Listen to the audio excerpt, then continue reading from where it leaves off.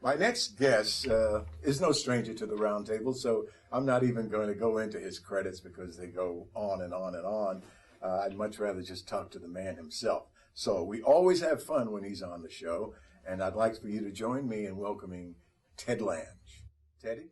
Mr. Hooks, how are you, sir? I'm fine, my brother. I'm fine. I got to tell you something. I always tell people when Ted Lange, the subject comes up, I said, he's the busiest guy that I've ever known in this business. The busiest man. So I don't look like a fool. Would you do me a favor? Just run down the last 6 months of your activities, my friend. Okay, well, I'll tell you a story. Not long ago, the DGA made an arrangement for the directors to go down to L.A. Convention Center and meet some people that were looking for minority directors. And I went down there along with a lot of other guys and stuff, and I met Ali Leroy. Now, Ali Leroy is the executive producer of Everybody Hates Chris. And he's doing a new show called Are We There Yet?, which Ice Cube did. And they're doing it in the Tyler Perry mode in that they do 3 episodes in a week. Okay, so they're looking for guys that are strong directors but also fast directors and that have some knowledge of comedy. So I met him down there. I gave him my resume. He goes, oh, no, you don't have to. I said, no, I want you to have, because I'd love to work for you. Because it turns out they're doing 100 shows. They don't do like 24 shows. They do 100 shows. Nice. So there's like it's more than just a season. It's like a couple of years worth of work. So I gave him my stuff. I found out about 3 months later that they got a pickup for the 100 shows. Now, the problem is getting in the interview. I had some managers that said, oh, yeah, we can get this right. And so I said, find this guy, Ali Leroy, and see if, because I want to direct, and I had met him.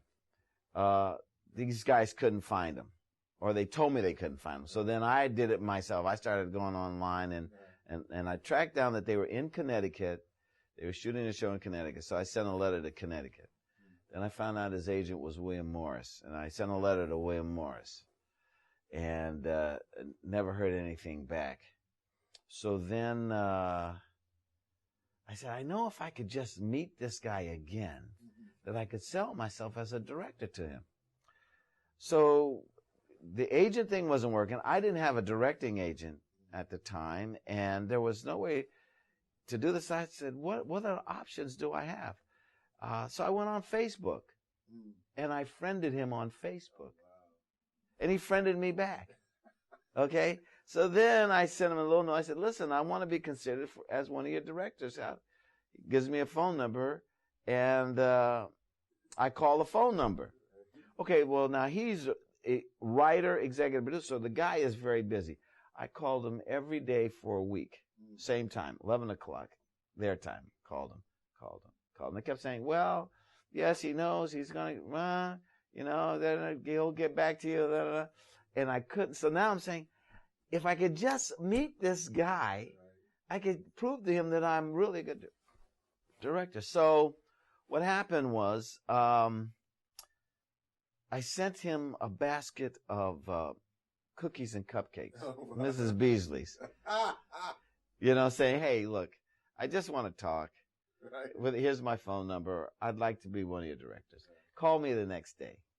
Okay, so what happened was he said to me, he said, listen, I know who you are. I know I've heard about you, but I want to meet you. I'd like you to come observe. It's called shadowing. Will you come shadow one of our directors? I said, okay, yeah. Okay, so what happened was I got a job with Woody King, who is a black theatrical producer in New York. And Woody was doing When the Chickens Come Home to Roost. It's a two-hander, Malcolm X and Elijah Muhammad. He wanted me to play Elijah Muhammad. So I said, okay, cool. As soon as I get that job, as soon as I say I'm going to do that job, Ali Leroy says, this is the week we want you to observe. Oh, my goodness. So now what am I going to do? Because the directing is really good money, but the play really helps me inside artistically, and how do you do both? It's a wonderful play, too. Oh, yeah, it is. It's a great play. Denzel did it with Kirk Kirksey years ago, and it's one of the things that brought attention to Denzel when he played Malcolm X in this play. So this was all going to happen around Black History Month, February. So I called Woody. I said, Woody, I got a shot at a directing gig. And I talked to the guy, and the guy let me observe in the morning. Is there any way that at lunchtime I can come into Harlem, rehearse in Harlem at lunch, so that I can have the mornings free to observe, shadow this, one of these directors? He said, sure, whatever you need. I just want to make sure you show up. Right. So what happened was flew to New York, stayed in Harlem. I would go to Connecticut in the morning, which the studio was 40 minutes from Manhattan. Right. I'd go to Connecticut in the morning, 7 o'clock in the morning, 6 o'clock in the morning, I was up, 7 o'clock there, 8 o'clock on the set. And then I would come back in the afternoon and rehearse from the afternoon into the evening, this play. So I was juggling the two things, and what happened was out of that, I got episodes to direct on Are We There Yet? And then I got some really good notices for When the Chickens Came Home to Roost. But so that was the first part of the year. Then there's a company in Massachusetts called Shakespeare and Company, Lenox, Massachusetts, the Berkshires. I know the company too. Oh, good. And so I went to see them, and they were doing a thing celebrating 4th of July, that sort of thing. And I asked them if they're looking for plays. So I said, yeah, we're looking for plays. What do you got? I said, well, I got this play about George Washington and his slave called George Washington's Boy. So I flew back to do a reading of my play, hopefully, to get them to consider it for their production year. Right. So that's one of the other things I was doing. So there's a number of things. While I was doing Are We There Yet? There's a young comedian named Russell Peters. Russell Peters is an East Indian. And I saw him on Comedy Central. And he was doing a previous episode, and I'm prepping for the episode that I'm coming up with. Right. So he hears that I'm in the building. Now, you never know who likes you or doesn't like your work or whatever. This young comedian comes upstairs to where my office is, and he says, I'm a big fan of Love Boat. I loved you on Love Boat. I grew up watching you. And I said, well, thank you. I said, but I really like your work. I've been watching you as a stand-up, and I try to follow who the different comedians are. I said, I think you're a very funny guy. He goes, yeah, well, geez, I mean, I said, well, maybe someday we'll work together. And he turns to me and says, well, I'm doing a Christmas special in October. Would you be on it?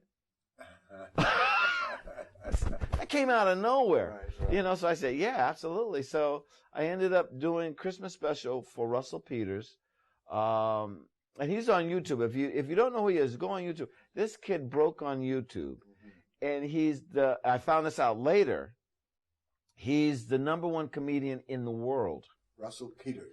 Russell Peters. He's big in China, England, India, all over the world. And he's done well he's known in the U.S., but not like Cosby or somebody, but he is known all over the world. Right. And I got to do this guy's television show, and then he really was a big fan because he had DVDs of Love Boat and had me autograph them. It was really funny, so it was nice. That's great. Well, that's 6 months. You just took us through a lot. Yeah. You got a new play. Tell me about the new play you're doing. I'm writing I did a trilogy of historical plays before the Civil War, and so I thought that was going to be it. And then I found this story that happened during the Civil War. And so now I'm working on a new play about Jefferson Davis. Jefferson Davis, the president of the Confederacy, his wife was named Varina Davis. And Varina Davis was in the middle of her 5th pregnancy, and she needed help. And a young Southern woman named Elizabeth Van Lew gives her one of her slaves. This is listen, Verena, you can have my slave. She's a good midwife. She knows about pregnancy. She can help you. And so a black woman named Mary Bowser became Verena Davis's slave. It was only supposed to be during the pregnancy, right. but of course it went on. Because as it turns out, Mary Bowser was a spy for the Union Army. Oh, my goodness. So that what you have here, she was college educated. She could read and write. And what she used to do is sit in these meetings and serve coffee or serve tea or whatever it is. And she's getting all the information that was going on with the Confederacy. And the rebels couldn't figure out where the leak was. Because, a black person was 3/5. They weren't a real person, so it couldn't be them. And this person was like a fly on the wall, serving the table and getting all the information. Fly on the wall, getting all the information, and she would give it to Elizabeth, who was also a spy for the Union, because what I found out, which I didn't even realize, there were a lot of Southerners that did not want to secede from the Union. And Elizabeth Van Lew was one of those people. And so she did stuff for the Union, and she planted Mary Bowser in the home of Jefferson Davis, a story that I never knew existed. So I'm writing a play about it. That's amazing. It's fantastic. And at one point, the rebels know that there is a leak, but they can't figure it out. And one of their brain guys was a guy named Judah Benjamin, who was Jewish.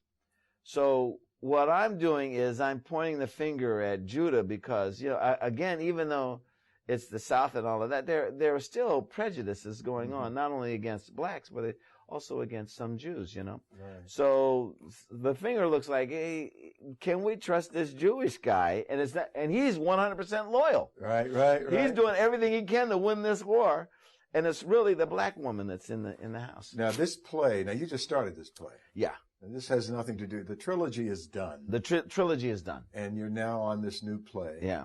What motivates you to go back in history like you do? And you do it so well. I mean, things that people don't know about, will never know about. Wow, yeah. If you don't put it on the stage. It's amazing. What happened, Robert, I as an actor, and you know this, so you do research for character. So if you're doing Henry V, you want to go and research the time period. You're doing Othello, you want to find out what's going on. Or if you're doing something in the 30s in America, you research. And research is going into history. So I always had an affinity as an actor for history, just finding out stuff, little things, the idiosyncratic things that I could use for character. And I didn't realize that over the years, I have a love for history that started to seep in, and then I would find stuff when I might be researching a part or a role that I didn't know, and I'm saying, nobody knows this. For instance, the third part of my trilogy is about John Brown. John Brown had 5 black guys with him at Harper's Ferry. I didn't know that. And so, I mean, you hear about John Brown, you hear about his sons, but no one's ever brought to light this other stuff. So what I want to do, particularly for us as African Americans, that's something we should know. But in the process of us knowing it, I think it is imperative that Americans know about it. That this is our history, and a lot of it it's hidden in plain sight. I mean, they're in books, but you got to find the books, research the books, and then uncover it and open it up. Should all actors do that? In other words, you didn't always want to write. Yeah, no. I didn't know. How did that happen as you were acting and researching? I mean, the actual writing. You told me the story about the first play you did. Yeah. And the subway story. And the Sati Jamal the Sati thing. Jamal, yeah. But did you always, was it always there, just not brought to the surface? I was a poet. I liked poetry. And I found out that August Wilson was a poet, started out a poet. Yes. And I think that helps you, being a poet helps you with language and dialogue if you transfer into playwriting. No, what happened was I got to a point where I wanted to act in something and I couldn't act in something. And so the phone wasn't ringing for me as an actor. So I started looking around for something to direct. And everybody had their directors. And I kept getting a thing about myself being 5'7". Sometimes I go to auditions, well, how tall are you? 5'7". We wanted somebody 6 feet. Oh, come on. You want a good actor. You don't want there's no fight scenes in this. Yeah, you're not the guy. Yeah. So then the first 5 plays I wrote started out with black guy, 5'7", walks into a room. So I can give myself a part. You know what I mean? So that's how, really that's how I started writing, was because I wanted, if someone wasn't going to hire me, and the thing about an actor, someone has to hire you. You have to give them the perception that you are that character. And if they don't believe, it has to be in your mind. Sometimes you have a better handle on what character is than they do, but if they don't think it's you, you don't get the job. Right. And you can know that character backwards and forwards, but they got the money or they've got the wherewithal to produce the play. If they don't pick you, you don't get the job. Right. As a director, you've then got to find someone that believes in your concept of whatever the play or whatever the film is. And you're on the same page. If that doesn't happen, you don't get the job as a director. But as a writer, you create the world. Now tell me something. You've written all these things, and basically you've gotten them done. I mean, you've put them on stage in form of, readings and then productions. Yes. How do you finance the stuff that you do? Because that's the big problem that writers have. They can't sell their work. They can't. You do your own stuff. Yeah, I do my own stuff. I produce my own stuff. I'll give you 2 examples. Are you rich?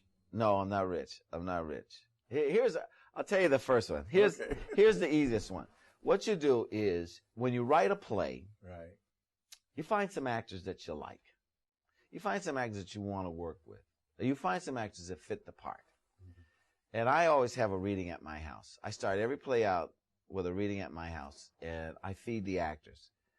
My father told me a long time, he said, my father was an actor back in the 50s, he said, if you feed an actor, you got him. So I always feed the actors, and I give them red wine. Okay. And the red wine is very important, because when we have a discussion about the play, they'll tell you the truth. Because it has a little bit of wine. They had a little red wine, so I speak spaghetti, garlic bread. I've been there. I've done that with you. Yeah. And a little red wine. The red wine is the most important part of that whole deal. This I didn't know. Yes. So a person will say, if you don't do it, they go, oh, no, I like the play. The play's fine. But if you have the red wine, they go, well, how come my character didn't do this and I didn't see that and da-da-da. Right. So that's what I do. Now, if I have some money, like I try to save some money. If I have some money, then I'm cool. I figure out what the budget is. I find a theater that everything fits into. If I don't, there's a couple of ways to do it. If you don't have money. Well, this is what I wanted to get to. Yeah. Because I know you do so much. Yeah.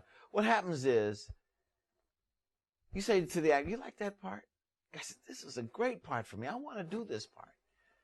I don't have any money. I got about $100. Now, I want to put a pot here. I want you to give me $100. Now, the actor, if it's a good play and it's a wonderful part, the actor will put up $100. Okay, if you've got 7 characters, that's $700. Okay? That's a hell of a start. Okay? So then what you do is you go to a theater and say, I want to rent your theater for one night. I want to do a reading. One night. Monday night. I said, okay. How much is it? $500. Okay. I've got 7. Right. I've met the nut for the thing. So then I can have cookies and coffee or whatever with the money that's left over. Pass the hat and give everybody equal shares of whatever money we collect in the theater that night. All of the actors and people. All the actors. Everybody put in 100, but you may actually have only ended up putting in 75, depending on how much money we collect at the end. And then what you say is, listen, we're going to do this play again next Monday night. If you like the play, tell your friends to come see the play. So then what happens is you start to get a word of mouth. Okay? You start to get a word of mouth, and sometimes somebody walks through the door and says, when are you going to do a production? Well, we're looking for backers. Well, I can give you X amount of money. So you've got one part of the package there. Sure. And so what you do is you add, all right, I got $700 for this. I got maybe $3,000 from this guy. And you try to build some kind of a consensus of people that want to see the production. And they've seen the reading of it. And if they liked it, they want to see a production of it. Mm-hmm. So that's one way of doing it, you know. That's the Lange factor. Yeah, it's that's amazing. I knew that there was a secret to your madness. Yeah. But that's amazing. And I wanted to kind of pull that out of you. Yeah, yeah. The thing is, we as actors, particularly in Hollywood, we're getting stereotyped roles most of the time. And in a play, you get some meat. And if an actor is worth his salt, they really want the meat.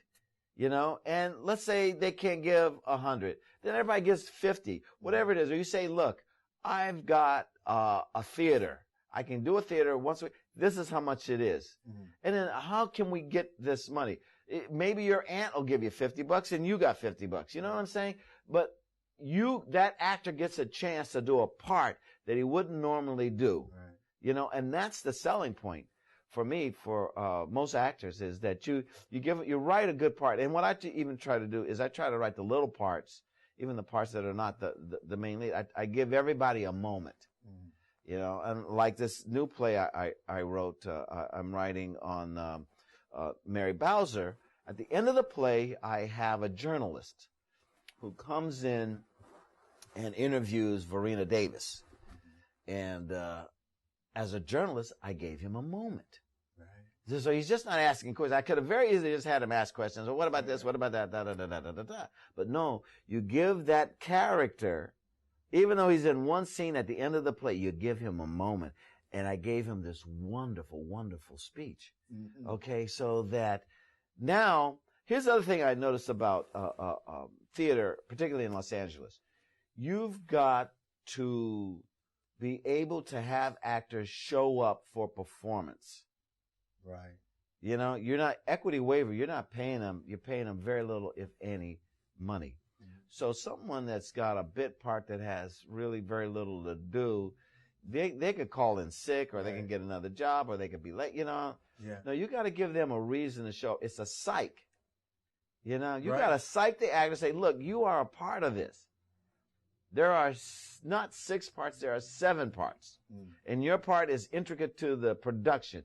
You have to be here, you have to contribute, and you have to, you know, deliver the goods on any given night. And so Hollywood actors want to do movies, but if you've got a good part, they will do everything they can to get to that theater to do that part. And so that's part of my deal, is making sure that even if you have a small part, you have a moment. Right. You know. When we come back, I want to go back a ways in your career. You went to the Royal Academy of Dramatic Arts in London. Yeah. And I want to talk a little bit about that when we come back. If you're a California homeowner struggling to make your mortgage payments, and you don't think there's anyone who could help, you should know there's a federally funded program that may be able to help you. Keep Your Home California can help you hold on to your home and avoid foreclosure. Even if you're collecting unemployment, even if you owe more than your home is worth. Call Keep Your Home California today, 888-954-KEEP, or visit keepyourhomecalifornia.org. Teddy, I want to talk a little bit now. That's a great stuff for people that you were just talking about, how to really get a play done. Yeah. You know, starting from scratch. A script on the table. Yeah. Right. Well, let me just say I want to add one other little addendum to that. I did a reading for Woody King at the New Federal Theater, and the reading went really, really well. And I came back and I told my wife, I said, I've got to do this play. I've got to do this play. Mm-hmm. And my wife said, you don't have any money. I said, I know. I know. How can I? Well, this play is going to cost a little bit of money. She says, well, if you're really an artist, if you're really serious, you'd sell that Rolex. And I had a Rolex watch that I bought years ago. You sold your watch. I sold my Rolex. I had some gold and silver. I had some silver bars that I had saved. And my wife says, it's sitting there. Right. The silver's sitting there. This gold is sitting here. What are you doing with it? The Rolex is in the box. The Rolex is in the box. Right. Exactly. And I wear it on social occasions. You know, you're not, I sold it. You sold it. You know, and so my brother-in-law says, it cost you $30,000 to do that play. You could have kept $30,000. Why did you invest $30,000 in a play? And my brother-in-law, he had made a pond in his backyard. Mm-hmm. He made a little, and he could sit in it, and I said, Greg, you know that little pond that you built by hand, and you spent like $20,000 in making your little pond and building a little waterfall, and you can sit in it in the summertime? He goes, yeah. I said, you know how you felt when you sat in it and the water was running all over you? Mm. He goes, yeah. I said, to me, that's $20,000 you waste. You wasted $20,000. But you know how you felt when you sat in there? That's how I feel when I'm in the back of a theater watching one of my plays. Oh, yes. Yes. I just love it. Yeah. I know that feeling. You know, you love it. Absolutely. So for me, that's worth $30,000. That's a great story. You know what I mean? You know, no. I mean, I'm an artist. Right. You know, and it ain't about wearing an expensive watch. Right. Exactly. It's about creating a play that 99 people on a given evening will come in and watch. And maybe I can touch them. Maybe I can grab them. Right. You know? And particularly on my last play, which you saw, I had a first act closer that was a mother. Oh, yeah. Oh. It was a mother. I was like, I loved it because I could feel how I got the audience. Right. And then did this turn on them. That's an amazing, feeling. It's a fantastic feeling. Yeah. You know? Take me back now. Take me back. Why go to England? To the Royal Academy of Dramatic Arts. I'll tell you how this came about. Okay. I was directing. I became a director on Love Boat. I was directing an episode of Love Boat. Lynn Redgrave was on the episode. Oh, my dear, dear friend, rest her soul. She's a sweet lady. She was a sweet lady. Yes. So she and I started talking about Shakespeare. And I had done Romeo and Juliet and some other plays, the Scottish play, Two Gentlemen of Verona. And we started talking. We was going back and forth. While we're talking, she says, well, geez, you should have gone you should go to the Royal Academy of Dramatic Arts. Well, Lynn, it's a little late now. I mean, I make a lot of money. I'm already famous. You know, and I'm acting on a television series every week, you know. Right. Why would I go to the Royal Academy of Dramatic Arts? She said, well, if you're really an actor, you would go there and study Shakespeare. I can see that you love Shakespeare, that you know Shakespeare, but there are things that they might be able to teach you that you don't know. You should look into it. That's my Lenny. Okay, so I then went and looked into it, and I found out they had a program that fit right into when I was off of Love Boat. And what they did was they had a summer program where if you were English speaking, you could come and take courses in London at the Royal Academy. Okay. And so if you were East Indian, if you were Australian, if you were American, anyone that spoke English to go in, and they had beginning, intermediate, advanced, and professional. Right. So I wrote to them. They sent me the stuff. I needed a letter of recommendation. So I called up Lynn Redgrave and I said, listen, I want to go to the Royal Academy and I need a recommendation. I'd like you to write me a letter of recommendation. She says, well, geez, Ted, I don't know. I said, well, listen, if you're really serious about me following Shakespeare, you would write me this letter. She went, okay, you got me.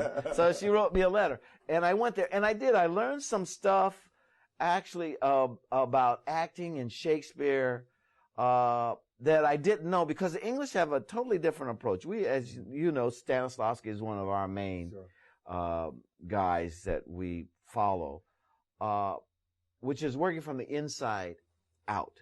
The English work from the outside in.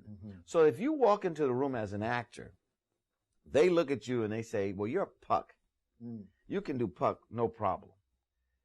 But you should be able to do Othello. Now, to do Othello, physically, you're going to have to change some things. You're going to have to change the way you walk. You're going to have to change your carriage. And they give you the physicality. Right. Now, you have not connected to the words, but they say, walk back on your heels. That's what a general would do. Oh, really? Yeah. You have to walk back on your heels, da-da-da-da-da. You have to do all these things. And then what happens is, in the course of that, you connect, they want you to connect to the material, to the text from the outside, putting all of this accoutrement onto what your deal is. And they've got a thing I learned about there called drop to build, in that when you're doing a speech, you can actually sit down, look at the text, and you don't even have to believe what you're saying, but you do this technique, and it'll sound like it should sound.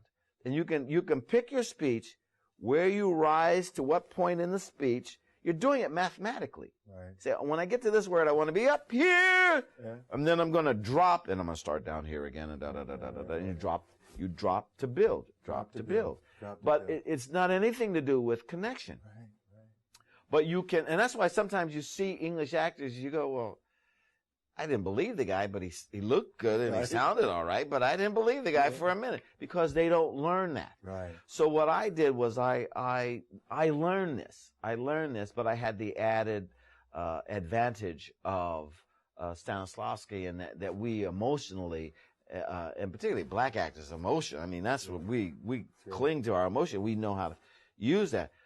So it helped me with my acting, but also when I started directing people, I would use this technique of drop to build.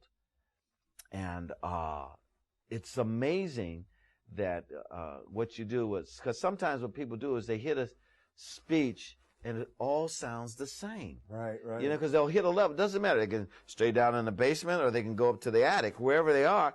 But they stay there and it's all the same. You're up here talking about, listen, I got to go to the store because my mother needs some milk, and we got to have milk because the baby's going to get sick if we don't get him some milk. You know? Yeah. Yeah, so you want to go and says, listen, I got to go get some milk, because if we don't get some milk, the baby's going to, you're dropping any building.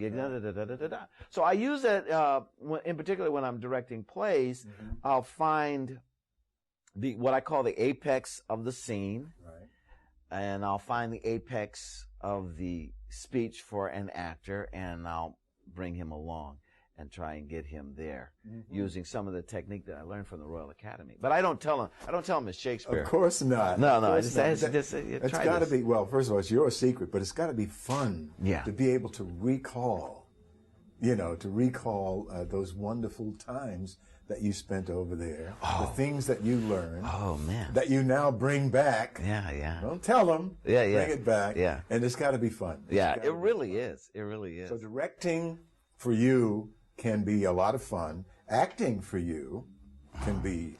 That's the best. Right. Oh, that's the best. And so now I'm getting around to, because the audience wants to know, because you do all these things, what's your favorite? Good question. Here's what I found. That, first of all, being in show business is dessert. My life, it's dessert. And when I'm acting, chocolate cake. Oh, look out. When I'm directing, apple pie a la mode. And when I'm writing, it's another dessert, a banana split. Oh. All I'm saying to you is that sometimes I feel like apple pie, and sometimes I feel like chocolate cake. So, I mean, I find that if I go a long time and I haven't acted, then I want to direct.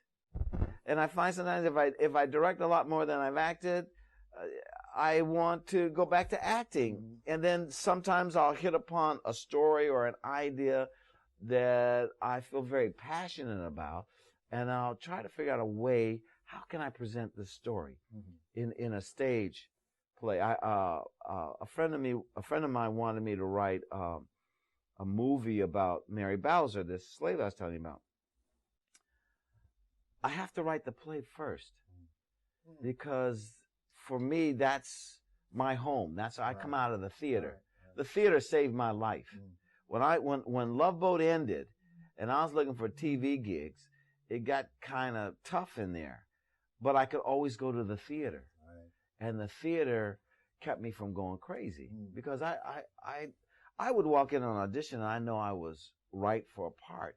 But it's not whether I know I'm right for a part, it's whether they believe that I'm right for the part. And sometimes they didn't believe it because I'm not their concept or their idea of the character. Okay, that's fair. But that's not great for the psyche, for an actor's psyche. So what do? How do you get your rocks off? After you've done an audition, you felt you did a really good audition and they don't call. Well, I go to the theater and I go to Shakespeare. That's my way of surviving and sustaining my sanity. Really. You blew me away early on watching you play Othello. Really, I said, and I did not believe you could pull it off. Thank you. I gotta be honest with you. Yeah. Because I love you. I said, I got to go see Teddy do this play. Yeah. I don't know if he can pull it off. Yeah. Not only did you pull it off, you were brilliant doing it. Thank you. So give that young wannabe actor that's watching you some advice for the beginning of his acting career. Wow. Well, first of all, it's perseverance. People are going to turn you down left and right, and you have to know in yourself that this is what you really want to do. And if you really want to do it, then you have to do the homework that is involved. Never, ever go to an audition unprepared. Never, ever, because you don't know if it's the one. So the one time you may slouch may be the one time that they were really thinking of you. And no, always do your homework. And the most important thing is when you're in that room that you do the stuff you worked on. Now, if they ask you to make an adjustment, you make an adjustment. But you want to make sure that when you walk in the room and you drop it, you drop what you worked on. So sometimes you might get a rough start. Stop and beg the indulgence of the casting director and the director and say, look, the producer, I need to start this again. Because it's not what you worked on, or it's not. Take that moment, and what you want to do is leave in the room your best. Right. Now it's on them. And when you walk out of that room, you leave everything in that room. You walk away from it. Now, if they call you, they call you. If they don't call you, at least you knew that you did your best, and they don't know what they're talking about. You know what I mean? They missed it because you were the right guy for that role. Right. And and I've done on a number of times, I've seen guys. I had a guy, Corey. What was Corey's name? He was a director, big director. I auditioned for him one time early on in my career, and he said, "You're a real Corey Allen." Corey Allen. I was going to say Corey Allen. Corey Allen. I know exactly who you're talking about. Yeah, he said, that was really good. He said, but how tall are you? I said, well, it was about executives. I said, what is, nobody's fighting in this. What are you talking about? Yeah. He says, well, I want a taller guy. But you did a really great reading. Wonderful reading. I said, well, thank you very much. And I said, if it's about acting, I think you should hire me. If it's about height, you hire whoever you want. Well, they did. They hired a really tall guy, and he couldn't act. He didn't deliver the goods. Yeah. So that's their mistake. That's what they messed up on. Right. And I can't get involved in that. I can't say, well, because then you get ulcers and everything else. So you've got to be able to leave it in the room, walk away, and go on to the next thing, whatever the next thing is. And that's how I started developing these other skills, is because for a while there, acting-wise, it just wasn't happening. Right.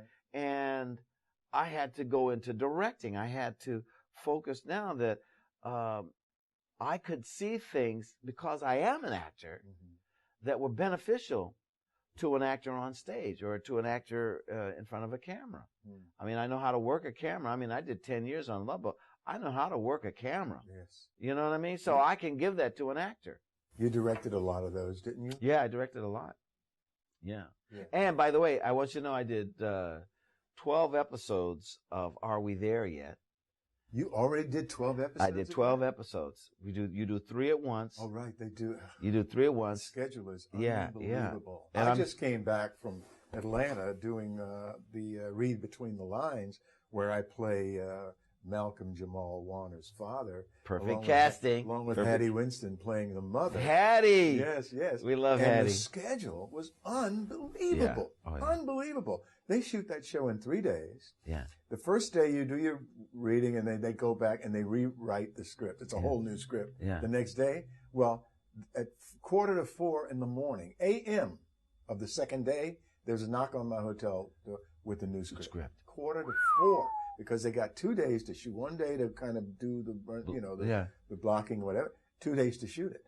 I understand that whole 100 episode thing. Yeah, yeah. That's Tyler Perry. Yeah. Because Tyler Perry thought, well, if we're going to go to syndication with 100 shows, I'm not going to wait 2 years or 2.5 years, or however long it takes to shoot it. Yeah. We're going to shoot 3 shows a week. Yeah, yeah. That schedule is, for the actor. Yeah. It's just absolutely yeah. Well, I work with Terry Crews and Essence Atkins, and they're into a rhythm now. Because they know how to memorize. Because we're shooting, what they do is they shoot 3 shows at once. So if we're in the kitchen, we'll do the first episode. In the kitchen. Second episode. Second episode in the kitchen, and the third episode. Wow. So they're memorizing. You know what I'm saying?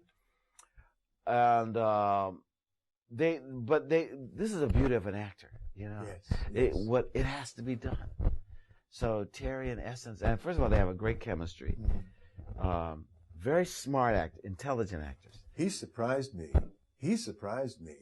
I can't remember the role when he just knocked me out. I thought, this guy is a good actor. He's a wonderful guy. Yeah, I could tell. He's a wonderful guy. Yeah. And hardworking. They're all hardworking actors.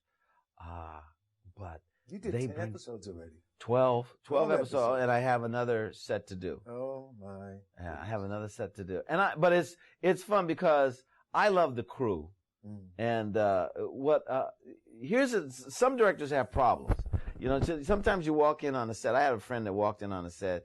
He said, "Listen, I want you to get up and I want you to go over to the cooler and get some water." And the guy said, "I wouldn't do that. I'm staying behind the desk." So then the next thing he says, all right, this time I want you to stay behind the desk. And the guy said, no, I think I'll get up and go to the cooler.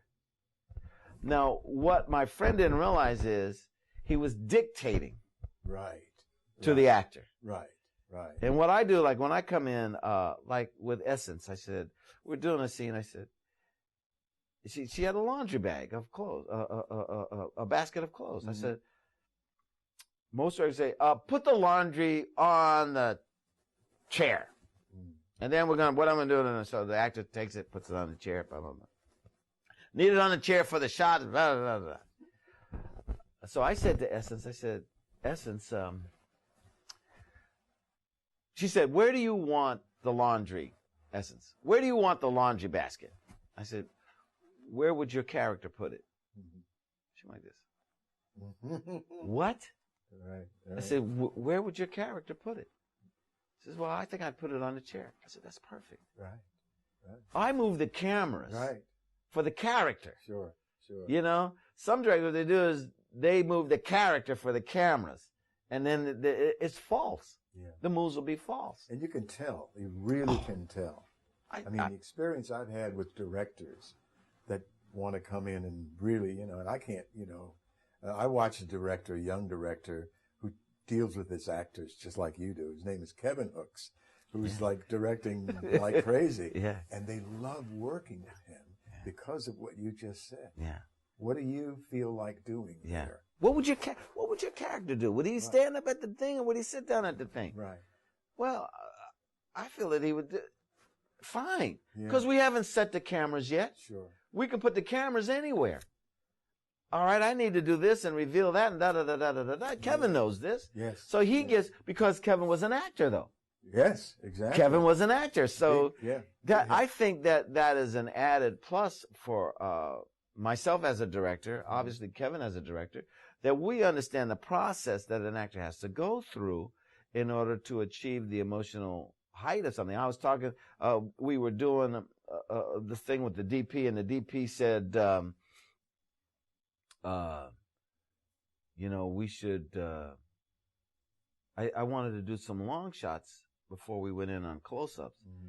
And he said, well, some directors like to do close-ups and then work back to a long shot. I said, that's drama. Mm-hmm. Okay. That's not comedy. Right. See, comedy, they're honing it as you do more takes, they're honing the comedy. In drama, emotionally, sometimes the actors are there, so you want to be in on a close-up, right, so that you get the emotion, then you fall back. Because what happens if you do about 6 or 7 takes, that emotion is not going to be the same. Yeah. So no. So the DP went, oh, there's a difference. He just thought, that's it. No, so when an actor is acting and he's got to cry or he's in an emotional state and you see him concentrating on it, and you're way back here. Yeah. They're a little pin on the TV screen or in the movie. Yeah. No, you want to be in on that. You want to see the eyes. Exactly. So let's get that emotion now. Let's go in. We'll get the other stuff. We'll fall back and get the other, because you won't see the tears rolling down the face. Right, exactly. Now, you know what I think that, and I see it in you, and I hear it in you. I certainly hear it in Kevin, and I feel the same way.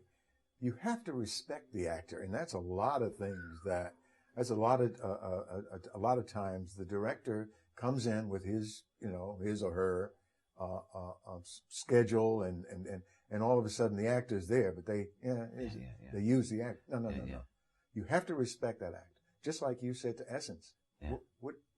You got to respect that. Yeah. What do you? She looked at you as if to say, "Whoa." Yeah, that hasn't happened in a long time. He respects me. Yeah. He respects what I'm doing. Yeah. He respects how I want to deal with this character. Yeah. A lot of directors don't respect their actors, and that's what I found. I'm not acting anymore. I did go do that the between the lines thing, read between the lines. But that was the first thing I had done, because I just had to back away from it because of what the industry had turned into. You can see these directors come in and they're yelling at actors and they turn it. No. Yeah. You said something about me once. You said he puts his arm around the actor and he walks away. Yeah. And then when he comes back, Yeah. But that's a lesson.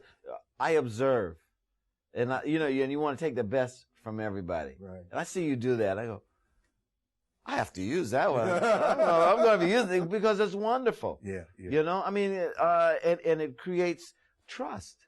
Indeed. So that later on you may say, I want you to take a chance on this. Mm-hmm. And if the actor now trusts you, they'll go, okay. Mm-hmm. I did a thing with Bob Urich.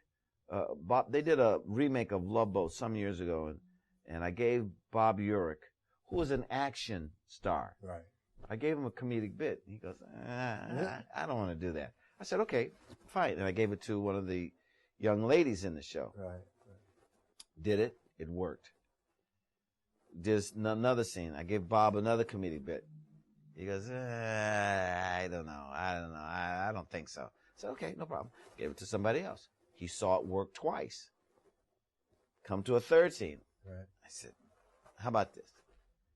And he looked at me. Now he wants to try it. Right. Because he saw it work twice.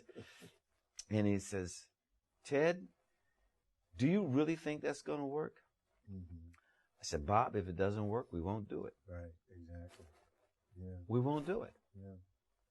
He did it. It worked. Now he trusts me. Right. And what happened was, the producer came and said, what'd you do to Bob Urich? I said, why? What do you mean? He said, well, he's on the set now. He always stays in his dressing room, but he's on the set now. Right.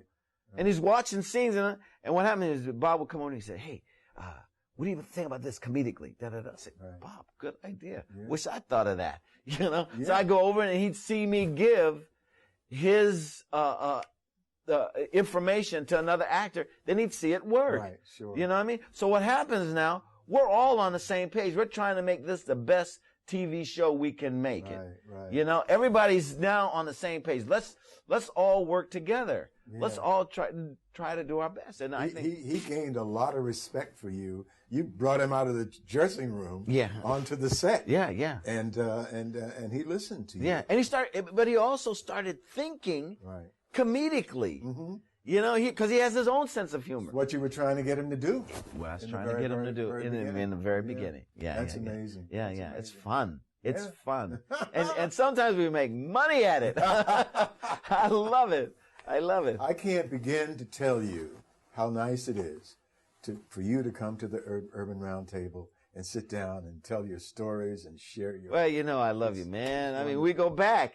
We go back. We go all the way back. Yeah. And it's always nice, and I just want to thank you for coming this time around, and come again. You know, good luck with the new play, which sounds fantastic. I'm sending you an invitation. Please do. Yes. And you know, take care. My regards to the family. Thank you, sir. And good luck and when you're sitting down doing your thing. All right. Ted Lange, everybody. Thank you, Teddy. Thank you. The interesting thing is my only point of reference was wanting to be an actor when I was in high school. That's all I wanted to do, and that's all I trained for, was being an actor. Mm-hmm. And an interesting thing happened is after you've done a couple of plays and you wait for the next play, you wait for someone to call you, and it doesn't happen, you still want to be an artist. Sure. So you have a choice of being a producer, actor, or being a director. That's how my next step was into directing. Right. And so rather, I remember very vividly here in Los Angeles, the Watts Writers Workshop. Mm-hmm. Yaphet Kotto was doing a play by Harry Dolan called The Iron Hand of Nat Turner. And I went down and auditioned, and they said, well, you're a little late. Sorry. We're all full up, really. But it was nice to meet you, and if anything comes up, we'll use you at a later date. But prior to that, I sat in the outer office waiting to go in audition, and I talked to the secretary. Mm-hmm. And the secretary was talking about how the only guy she could ever like was the son of a preacher and this and that. I heard all of this, and she got off the phone, and we struck up a conversation. She says, well, what do you do? I said, well, you know, my daddy's a preacher, but I'm trying to, you know, I was hitting on this girl.